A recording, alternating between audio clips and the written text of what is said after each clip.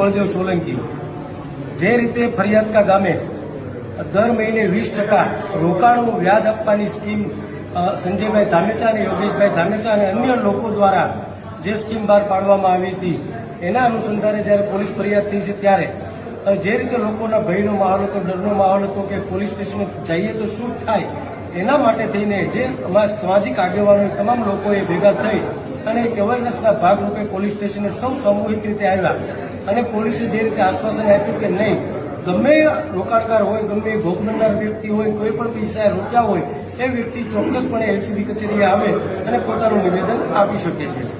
જે રીતે જીતુભાઈ વાઘાણીએ આ વ્યક્તિને સાચવો છે 2 મહિના સુધી આપણે સૌ રોકાણકારો જાણીએ છીએ કે નાના પછાત સમાજના લોકોના પૈસા જે છે એમાં કંઈક ને કંઈક જીતુ જમણવાર જે છે એ પોતાનો મહત્વનો રોલ રાખે છે. એનો પહેલાનો એક એજન્ટ હતો જે ભાવનગર શહેરમાં રહેતો હતો, એનું નામ કંઈક દામુ છે.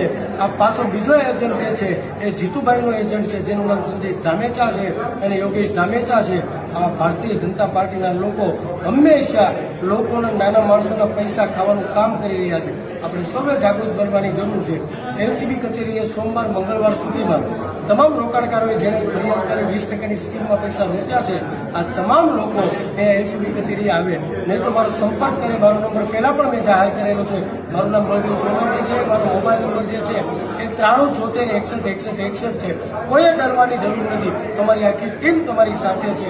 જ્યાં સુધી ન્યાય નહીં મળે, જ્યાં સુધી લોકોના પૈસા માટે તેને આપણે સરકાર સામે બાથની ભળીએ ત્યાં સુધી આપણે સૌ સાથે મળીને સતત લડતા રહીશું.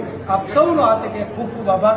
સૌ લોકો જાગૃત બનીને જે રીતે આવ્યા એવી જ રીતે આવનારા દિવસોમાં ભવિષ્યમાં જાગૃતતા દેખાડી અને સિસ્ટમ જેટલું આગળ લડવા માટે તૈયાર છે.